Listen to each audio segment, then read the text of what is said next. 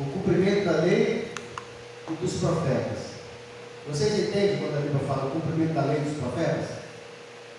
O Antigo Testamento ele se divide em 3 categorias: a lei, os salmos e os profetas.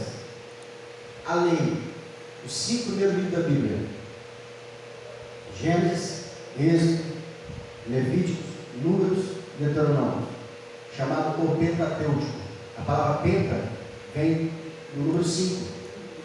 Quando o Brasil ganhou o 5º título mundial, ele foi penta. Ele é penta, né? Está tentando lutar pro Hexa. Não leva não, tá? Não leva não. Oi? Não leva não. Jogou aqui em casa, não levou? Vamos lá. Então, o Antigo Testamento se divide em 3 categorias: o Pentateuco, chamado os 5 primeiros livros da lei, que é a lei, são todas as ordens. Samanta, aqui, tá? Pede não. Peça lá dentro, não. Tem criança lá? E tirar fora, deixar em desuso. Ou seja, o fato de eu ser de Cristo e obedecer o Novo Testamento, eu tenho que entender que a lei não deixou de ser válida. Ela ainda tem o quê? Valor. Algumas coisas da lei, elas aperfeiçoaram. Por exemplo, no Antigo Testamento, na lei de Moisés, quando eu queria ser perdoado dos meus pecados, o que eu precisava fazer? Eu precisava separar o animal puro, limpo, sem defeito, levar até o sacerdote examinar esse animal, se ele não tinha defeito. Sendo o animal aprovado, ele seria sacrificado no meu lugar. Antes que o animal fosse degolado, porque o levita, ele vinha com uma faca chamada cutelo, e ele vinha no pescoço do animal. Antes, você colocava a mão sobre a cabeça do animal, confessando os seus pecados. É por isso que quando você vai cear, não existe quem ceia sem pecado. Não existe isso. Isso é mentira que a igreja inventou. Irmão, você que não pecou durante 30 dias, você vai ficar de pé. Você que pecou, não fique sentado, não leve a mão na ceia, porque a ceia é santa. Isso não existe na Bíblia. Não tem nenhum versículo bíblico chamando a ceia de santa. Tem título. No título existe a palavra Santa Ceia, mas nas Escrituras a Bíblia não chama a ceia de santa. Ela chama de a mesa do Senhor, a festa dos asnos, a mesa da comunhão. Então não chama a ceia de santa.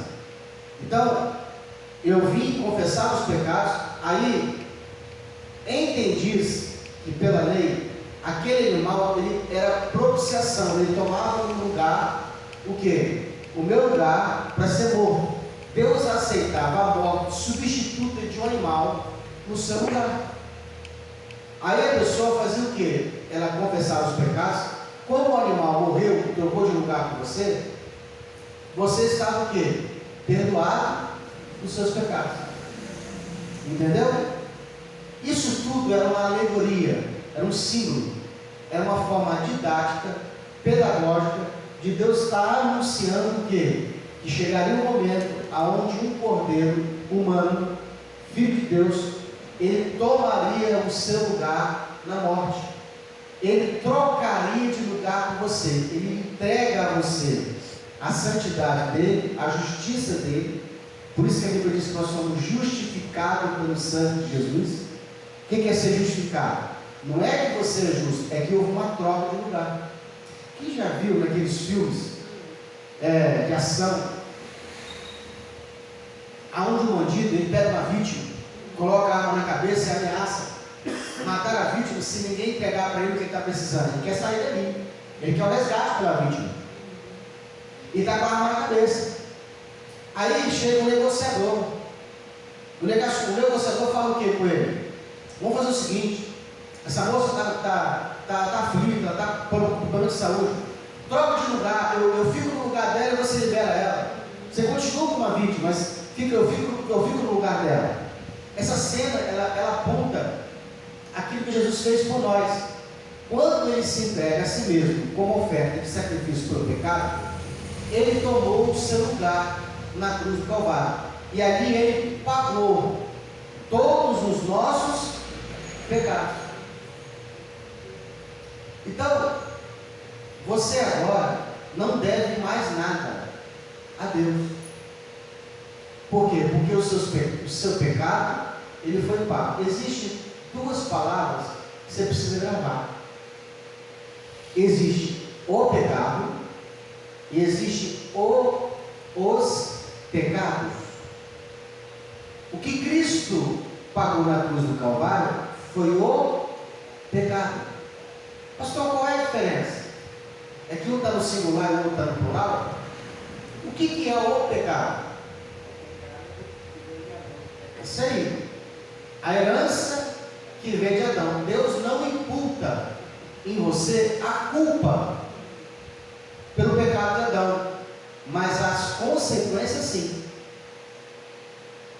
Então, nós herdamos essa herança de maldição, que é o pecado dentro de nós. Resumindo e simplificando para você, ainda que você se esforce muito e bastante para não pecar, o que vai acontecer? Você vai acabar pecando. Você já se perguntou por quê? E quando eu me converti, eu achei o seguinte: eu vou me batizar, eu vou me entregar por inteiro para Deus, e eu tenho certeza que daqui por diante agora eu não vou errar mais. E eu fiquei pelo menos uns 6 meses. Mas eu percebi que havia uma força dentro de mim que não queria sair. E por mais que eu era sincero e me esforcei, uma hora aconteceu o quê? Eu peguei.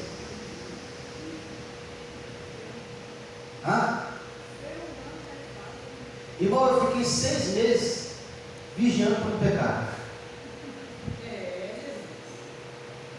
Eu não sei se você vai aguentar o que eu vou falar aqui, mas eu vou falar. Porque, graças a Deus, eu não tenho preocupação com o que as pessoas pensam a meu respeito.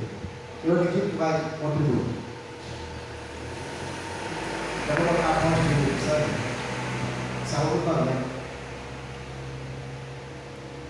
Eu fiquei 6 meses, na época não tinha internet. Então, para você ver uma pornografia, você tinha que ir lá naquelas lugares, locadora, né? E lavar um filme. E eu falei assim: eu não vou lá. Ninguém vai me ver. Vai que me ver lá e eu vou ser acusado. Eu não quero isso. Então eu fui lá e cancelei minha ficha lá. Aí tinha as revistas. Irmão, eu passava do lado da banca de revista assim, ó, para não olhar. Vigiava o tempo todo no canal, que tinha um tal de Cine Privé, na sexta para o sábado, depois da meia-noite, passava uma cena. Irmão, hoje aquela cena ali, ele é mais fraco do que o que passa na novela. Mas na época era o Cine Privé. Só a cena tem esse barulho, tá? Aquela velha tem esse barulho. Suportava esse barulho. Só?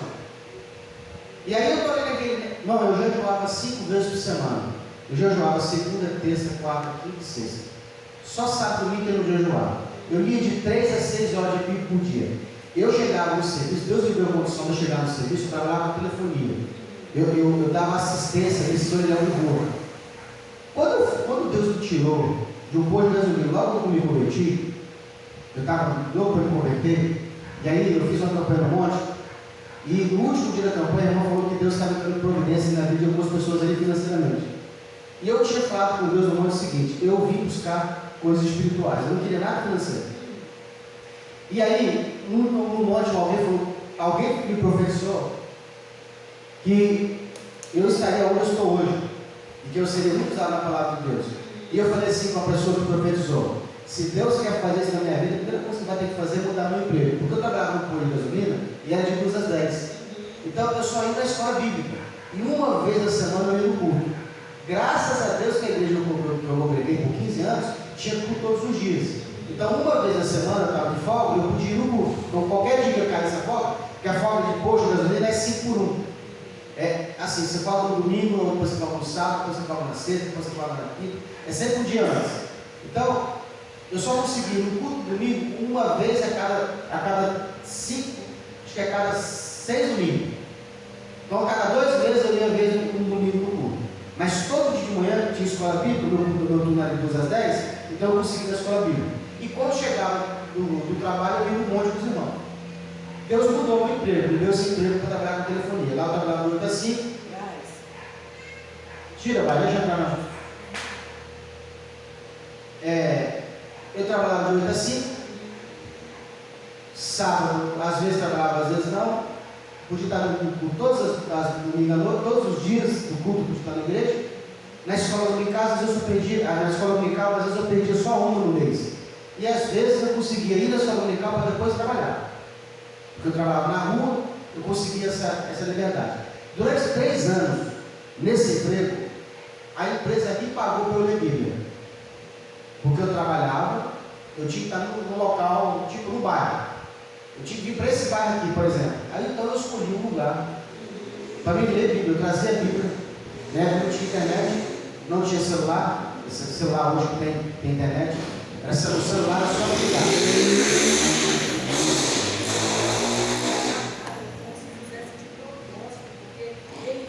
O pai dele abraça ele lá na frente. Então, eu já jogava 5 vezes por semana.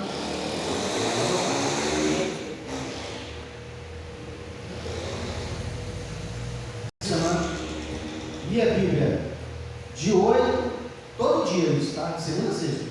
De 8 da manhã até o meio-dia. Às vezes, de madrugada, quando eu chegava na igreja, eu trabalhava à noite lendo Bíblia. Isso foi por pelo menos 4 anos. Foi o período que eu mais li Bíblia na minha vida. Onde eu tive maiores revelações foi nessa época. Então eu jejuava, estava em constante oração e lendo Bíblia. Minha comunhão com Deus era muito grande. Por 6 meses eu não sabia o que era pecar. Mas um belo dia, eu estava numa praça. Essa praça ela ficava no 2º andar, no troço doido, lá em Consolação. Você subia assim, ó, e tinha uma praça. Lá tinha aquele lugar onde a pessoa jogava aquelas bolas de bocha. Irmãos, não tinha ninguém. Eu ia lá na praça para descansar o almoço. Deitei lá na moto, com a moto, parava lá e deitava naquelas banquinhas de cimento. Do nada, voou uma revista de pornografia. Velho. Oi? Esse aí foi mandado tempo. Aí, apresentando para você.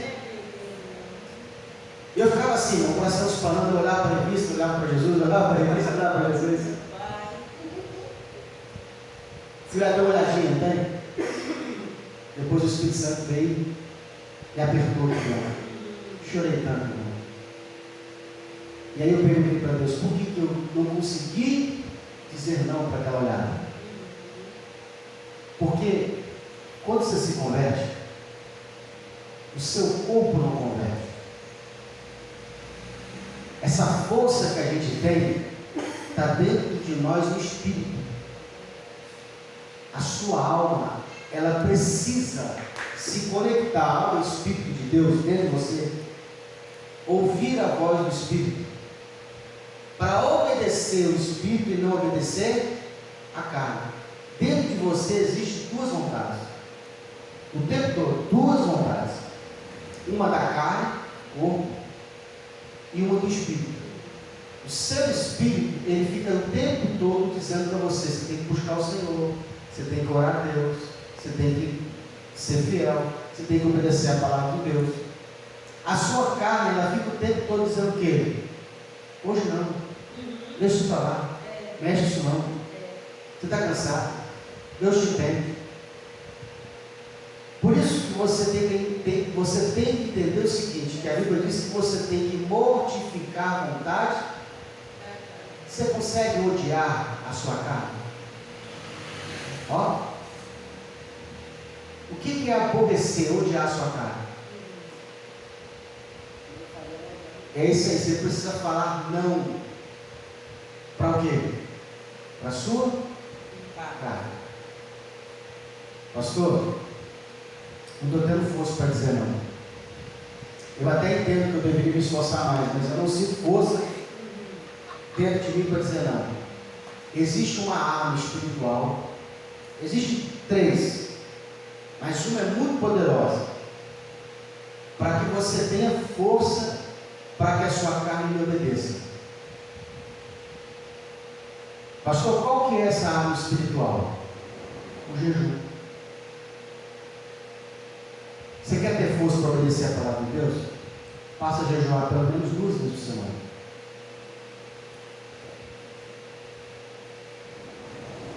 O jejum, ele é assim. Você pode fazer do jejum a sua regra. Meu jejum, as minhas regras. Por exemplo, quando eu estou começando de novo a jejuar, fiquei um tempo sem jejuar, voltei a jejuar, eu fico só na água e no café. Ou até sentir muita fome. Não pode sentir fome. Só que você tem que entender o que é fome e o que é desejo de comer.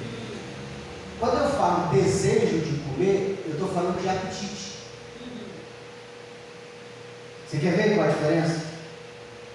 Imagine que você recebeu uma notícia triste hoje, que acabou com a sua vida. Que a sua alma está angustiada. Você sente fome? Aliás, não é que você não sente fome. O que corta é o desejo, é o apetite. Pode oferecer o maior manjar. Você fala, eu não quero. Você consegue ficar ali horas, até dias, sem comer. Agora, imagine que essa notícia que você recebeu, ela foi revertida. E alguém diz assim, lembra aquela notícia ruim? Não pode esquecer, já passou. Deus deu vitória. O que acontece com você? Volta a alegria e volta o desejo de comer. Então, quando eu digo aborrecer a sua carne, é por um período de tempo do dia, e não tem regra. Não é abrir meio-dia, abrir meia-noite, entregar para a hora. O que geralmente eu gosto de fazer? Eu gosto de cortar pelo menos o almoço. Então eu vou dormir agora meia-noite, eu vou comer, fazer meu lanche, vou deitar para dormir. Meu jejum. E mais cedo eu vou levantar, vou regar o meu jejum, vou ficar na água e no café. Na água e no café.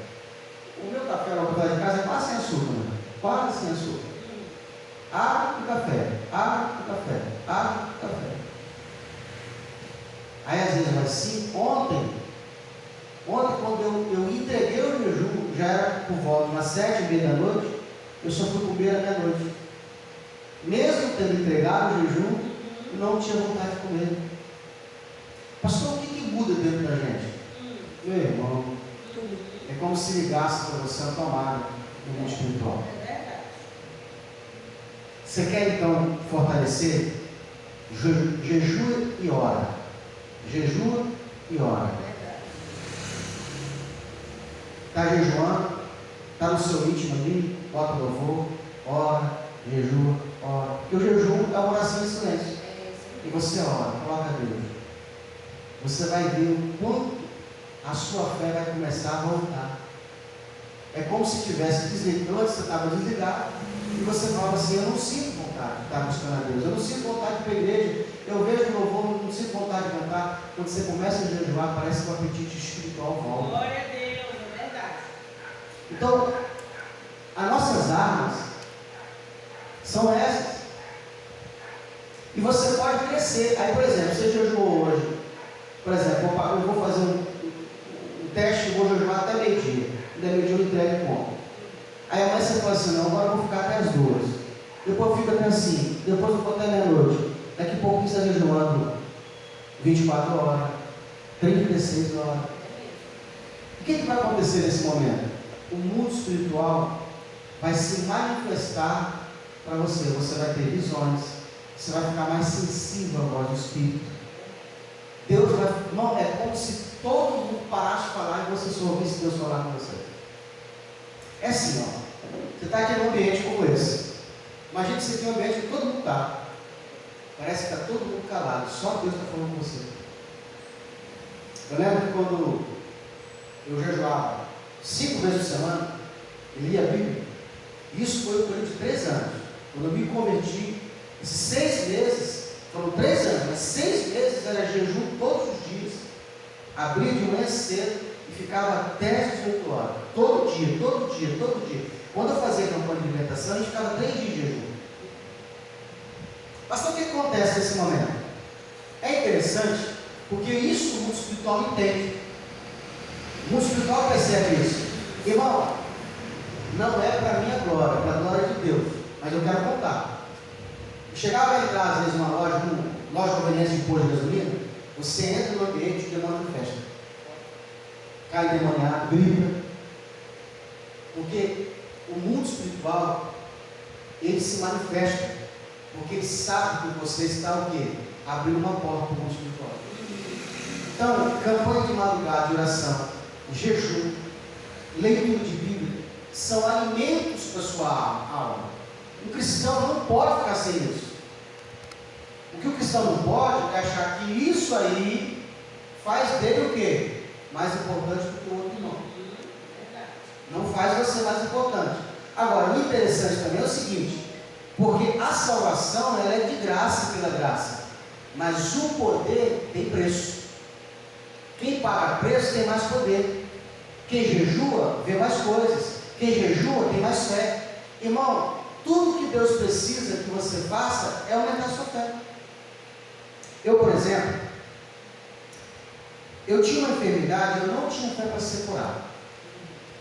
Diante de Deus, eu não tinha fé. Eu falei para Deus assim, se o Senhor quiser curar, eu quero, mas eu não tenho fé para ser curado. Como Deus só pode curar por meio da fé, o que Ele fez? Ele me deu a fé. Aí, mediante a fé, eu declarei a minha cura. E eu fui curado. Porque tudo que Deus precisa é o quê? Que você tenha. Se você não tem a fé, é só pedir a fé. Pastor, eu não tenho fé para curar alguém. Então Deus vai te dar fé para você curar aquela pessoa. Eu não tenho fé para expulsar um demônio. Você vai pedir a Deus, eu vou te dar fé para você expulsar um demônio. Até você expulsar e ter resultado. O resultado te cura.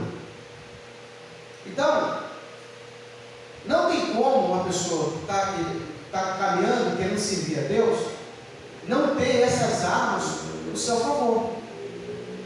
Então, se você nunca fez a experiência, faça a experiência. Eu já fiz jejum total, sem água, sem café e sem comida. Geralmente faço na água com café, geralmente faço na água, e eu faço o jejum também ser total de total. Pastor, o que é total de total? Sem água, sem café, sem comida, sem conversar, sem internet, sem televisão. Aí Deus fala, hein? Entendeu? Pastor, pode? Tudo que você acha que está te prendendo, faça. Corte. Eu lembro quando teve época que eu jejuava, que eu só falava o necessário. Eu lembro, irmão, que eu estava jejuando, já tinha para mais de 17 horas, para 18 horas. Eu tinha força para ficar 24 tranquilo. Eu estava passando de moto e algo me distraiu, eu cheguei. Aquele palavrão que sai. Mano, eu parei, chorei, sentei e chorei.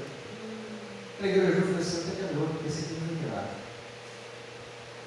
Então, tem essas armas que você precisa. Pastor, eu não tenho força para fazer muita hora. Quem é que precisa disso que precisa muita hora? Faça o tanto que você aguente. Mais importante que você começa a fazer. É igual oração. Você pode orar 5 minutos? Não, pastor, pode orar só 1 minuto. Ora 1 minuto, mas ora. Uma vez chegaram para Benihim. Benihim tinha muitos atos do Santo. Ele é. Benihim fazia assim, ó, com a mão, as pessoas sentiam a presença de Deus, era batizado. Um dia chegaram para ele e perguntaram assim: Benigni, quanto tempo você fica de joelho orando a Deus? Ele falou assim: não mais do que 10 minutos. E a pessoa escutou: como assim? Porque há uma doutrina que prega que você deve orar 6 horas, 4 horas, 10 horas de joelho. E perguntaram para ele: como assim 10 minutos? Como que Deus te usa? Ele falou assim: eu fico no máximo 10 minutos em oração de joelho, mas não fico mais do que 10 minutos sem falar com Deus. A diferença está aí. O tempo todo você está em espírito, pedindo a Deus: Senhor, revela o teu reino, revela a tua vontade. Quem já ouviu aquele versículo famoso? Todo mundo cita ele, mas não sabe o significado dele. Vou fazer um teste para você ver. O choro pode durar, mas alegria pela manhã. Você entende isso?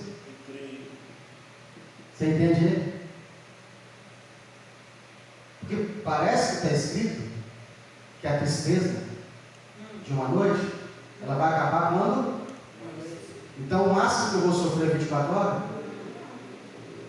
Tem vezes que você fica 6 meses sofrendo. Tem vezes que essa noite aí, não é noite de 24 horas, não é não sofrendo. E aí? O show pode durar uma noite, mas a alegria? Você entende ele? Bom, o que eu entendo é assim, para muitos seria assim, né, que tipo de uma noite, mas o que eu entendo é assim, você pode chorar até 6, 1 ano, 2 anos, não importa, mas uma hora a alegria virá, e ela virá completa. Eu entendo assim. Show. Quer dar a palavra, né? Noite tem a ver com trevas. Não é isso? Momento de escuridão. A tristeza que eu sinto, o choro que eu tenho, ele vai durar enquanto eu não sei a saída. Então, esse choro, ele vai durar até você entender o que está acontecendo com você. Porque o dia que você descobrir o porquê, você sai dele.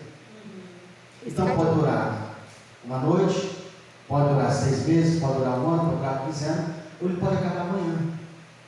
Basta que você descubra o que Deus quer de você. Ou seja, dia está falando de quê? De luz, claridade, clareza. Às vezes você disciplina seu filho e o filho quer saber o que hora que vai acabar. E tudo que você quer é que ele entenda por que ele errou. Não é isso? O dia que ele entendeu que ele errou, ele sai do castigo. Então, quando eu jejuo, eu estou colocando um momento de aborrecimento, aborrecendo a minha carne, aborrecendo ela, odiando a minha carne, disciplinando a minha carne, me colocando em santificação, eu estou me consagrando. É como se eu limpasse o canal por onde Deus fala. Aí Deus responde com mais uma clareza. As maiores vitórias que você vai encontrar vai ser nesse período que você vai se resguardar. Você vai se retirar. O silêncio. Porque até para orar, você precisa pedir a Deus que te dê a palavra certa para orar. Às vezes eu vou falar com Deus, eu falo para você, eu não consigo falar. Vou falar o que para o Senhor? Não sei o que eu estou sofrendo, não sei o que você quer que eu peça para o Senhor. O Senhor podia me dar a palavra. Qual é a palavra que eu tenho que falar? O que eu preciso? Porque às vezes, na hora não tem silêncio. Estou perguntando, Senhor, me revela a tua vontade. Por que isso está acontecendo? O que eu preciso fazer para sair disso? Faça pergunta para Deus. Então, às vezes, o que Deus quer é que você pare um pouco. Já viu quando a nossa vida está no automático? E a gente vai se distraindo com as coisas deste mundo. Essas coisas deste mundo distraem. E o que Deus quer? Quando Ele te coloca numa noite de sofrimento, num momento de tribulação, quando as coisas começam a dar errado, é que você pare um pouco. Busca Ele, consagra Ele, honra Ele. Aí, Ele se volta para você. Ele tem ciúme, né? Deus, Ele cuida de nós.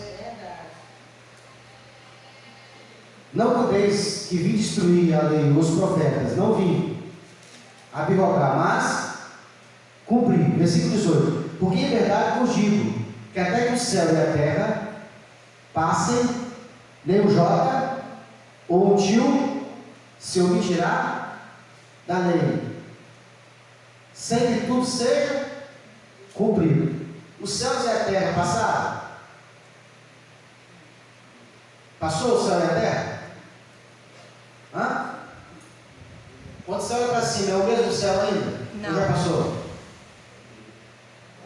É o mesmo.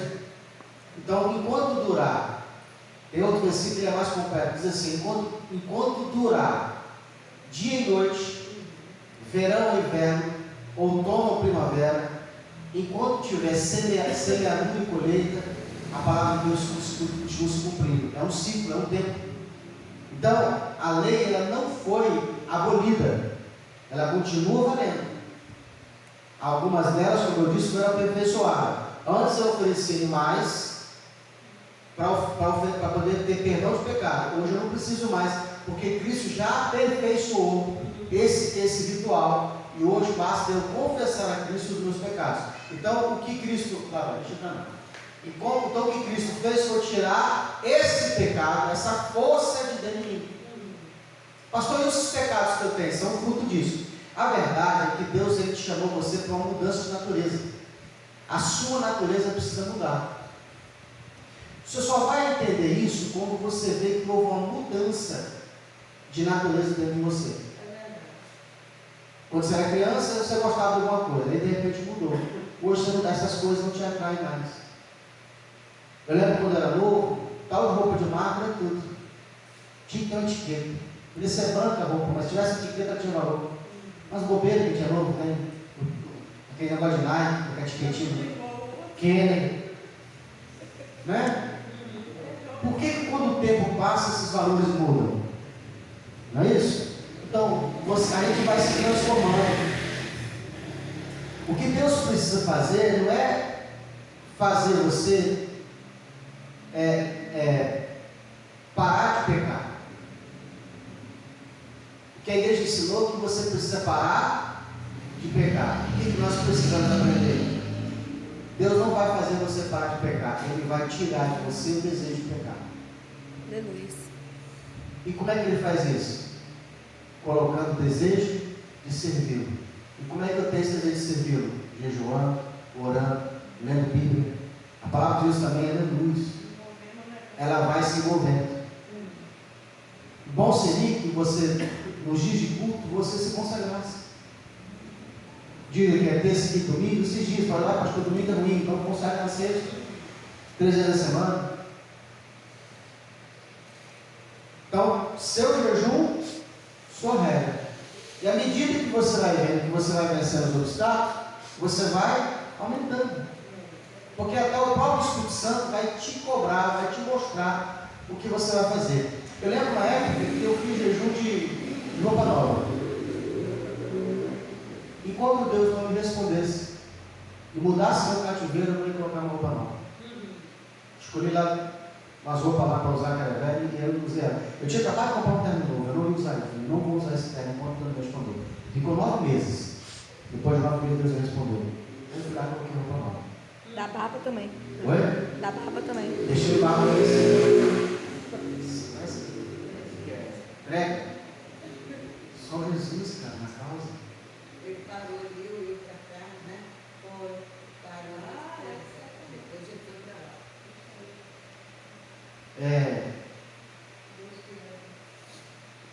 Deixei a barba crescer, o cabelo também crescer, ficou parecendo aqueles muçulmanos.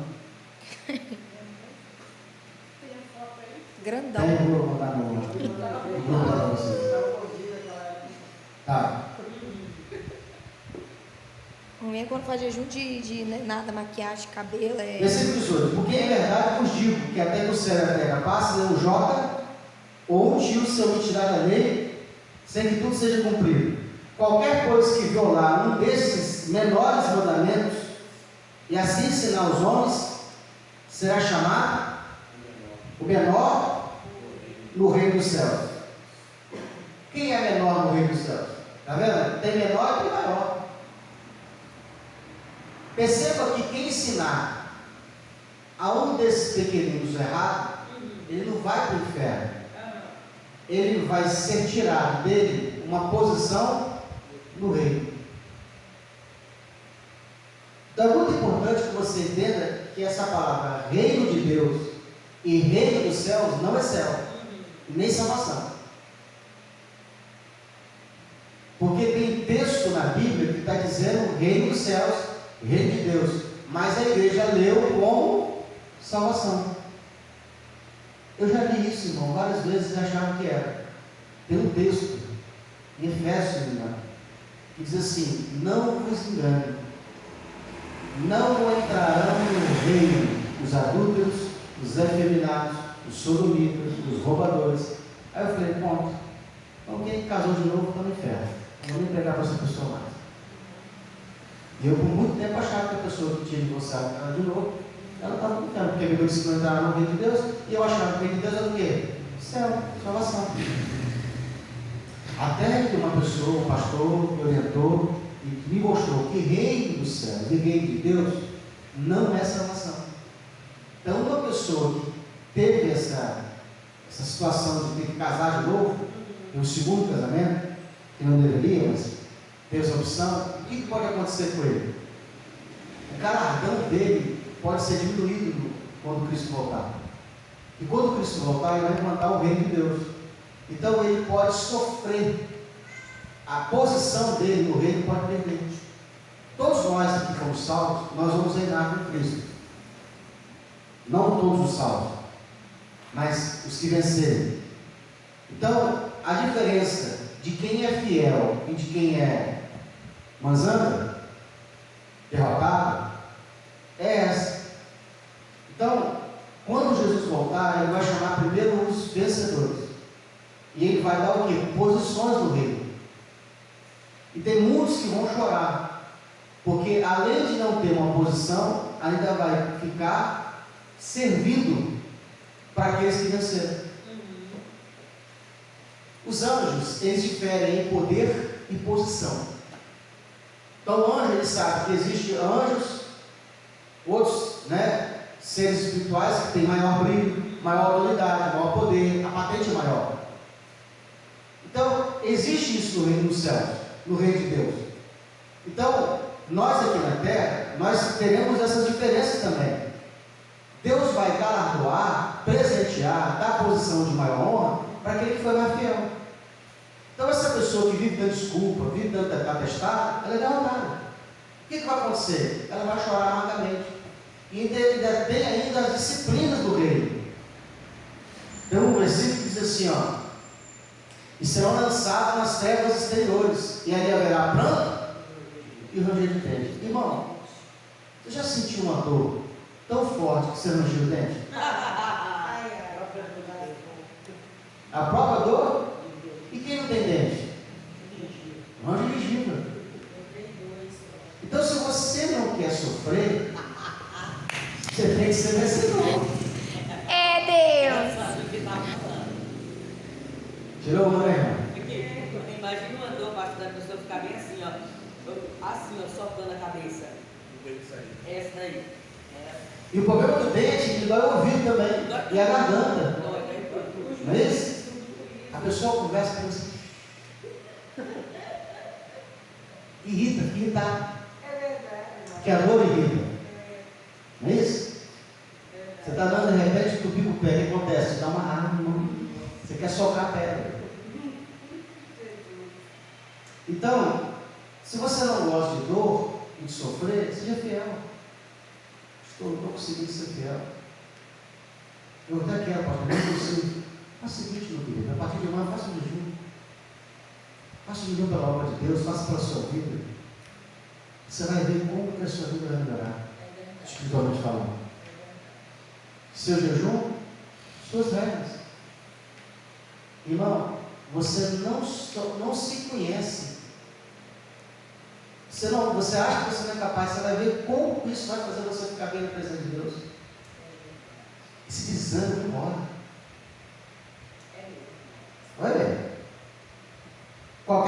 violando estes menores mandamentos, e assim ensinar os homens, será chamado o menor no reino dos céus. Aquele, porém, que os cumprir e ensinar, será chamado grande no reino dos céus. Porque eu vos digo que se a vossa justiça não exceder a dos escribas e fariseus, de modo nenhum entrarei no reino dos céus. Perceba bem que para eu ser salvo eu não preciso fazer nada a não ser crer. Agora, para entrar no reino eu preciso lutar. Não se engane.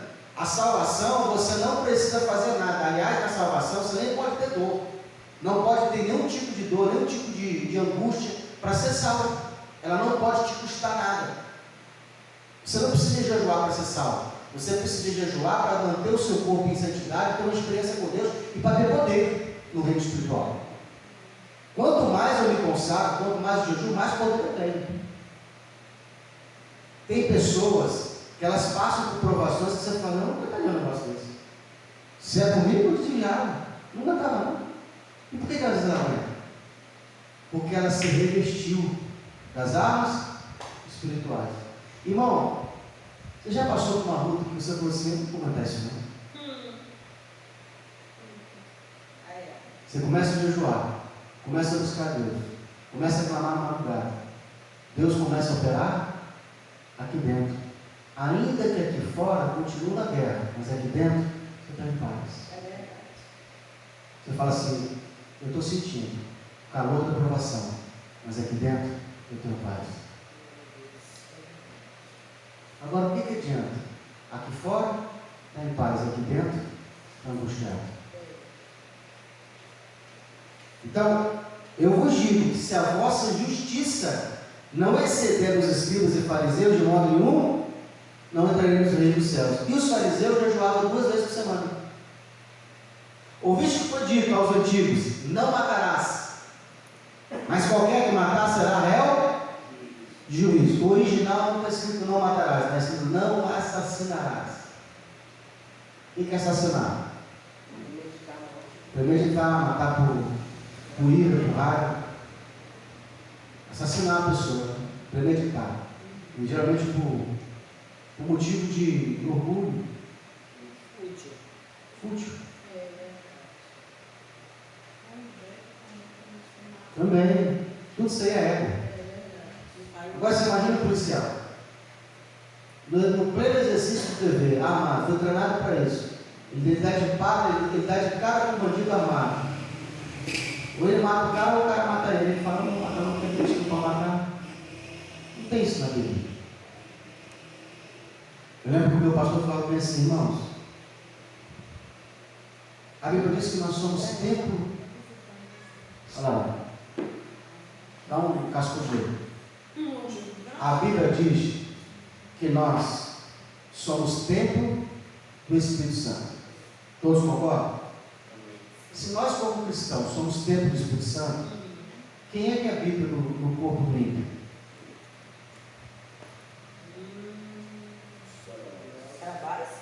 Hã? Ué, com certeza. Porque não fica vazia. A Bíblia diz que não fica vazia. E não tem esse negócio de meio termo. Não, pastor, eu não sou de Deus. Não, mas também não sou das trevas, não. Estou aqui no meio, sabe? O meio já é do diabo. Olha o que a Bíblia diz. Eu tenho contra ti, porém, que você não é nem frio, nem quente. Você é morno.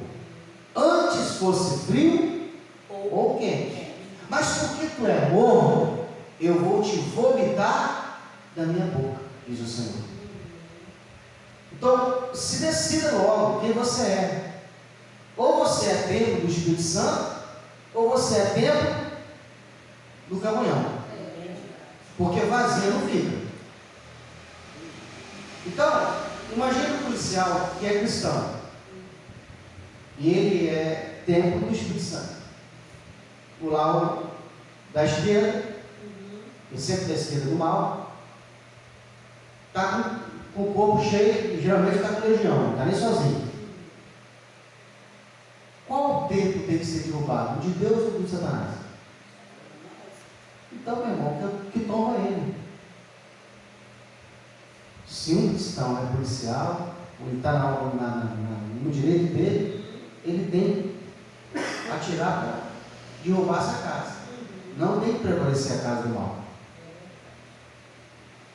Agora, o que eu não posso fazer é matar por ego. Então, o cara veio aqui e me ofendeu. O cara veio aqui e tipo, jogou na minha cara. Eu não aceito esse tipo dessa afronta, não. Hein, pastor? Diga. A respeito desse assunto aí, ainda ontem eu comentei sobre isso com meu cunhado, porque eu estava falando com a minha irmã, né, no telefone, e aí, infelizmente, eu estava lá onde o senhor já falou que não é bom assistir, porque só causa raiva na gente, infelizmente, isso é verdade. Sentimento Eu vi no de... jornal. E um coitado do segurança, né, um porteiro, né, filmando um desaforado que veio, né, do prédio, veio falar com ele. E aí já começou com desaforo, isso aqui, foi para cima do segurança, ele não foi bobo nem nada, pegou e começou a filmar, né, porque hoje em dia, né, começou a filmar. Nisso que ele começou a filmar, aí ele foi e falou: rapaz, você está achando que você quer quem? Você está achando que você está falando com sua mãe, não sei o que, tipo assim, pastor não deu outra. Esse cara soltou essa bolsa, foi para cima desse segurança, desse porteiro, mas com toda a força. Soco, chute na cara, e nenhum de coisa. Até por último, que ele não teve mais o que fazer, ele deu um chute onde o homem para cair em cima da escada. Aí na hora eu estava tão naquela coisa ali, eu falei: gente, pelo amor, simples. Eu falei: gente, pelo amor de Deus, é numa hora dessa que o cara tinha que estar com uma arma, sacar e dar na testa dele. Aí meu cunhado, mãe. Aí meu cunhado falou: ei, cunhada, não, ei, irmã, é assim que age? Eu falei: meu amor, lê lá na Bíblia o que Davi fazia. Meu amor, vai lá e vê o que Pedro fazia.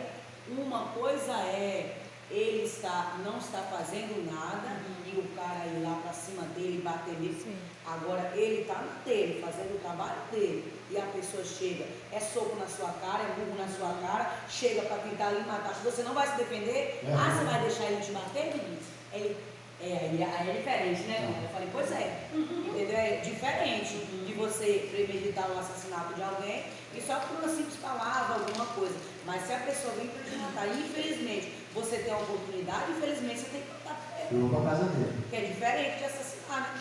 Legítima defesa. Exatamente. Irmãos, se Deus não quisesse que você se defendesse, a Bíblia não tinha ferrão. Pronto. Todos os animais eles têm defesa. Exatamente. Por que isso? Né? Então, para pensar. É verdade. Por que não tem ferrão? Por que o marimbondo tem ferrão? Todos os animais eles têm um certo tipo de defesa. Por menor que seja, eles têm defesa deles. Deus não deixou ninguém sem defesa. Então, eu estava falando aqui. Esse versículo aqui, no original, não está na matéria, está assassinará. Eu, porém, vos digo que qualquer que sem motivo se encolerizar contra seu irmão, será réu de juízo. Então, na lei está escrito que você não deveria assassinar.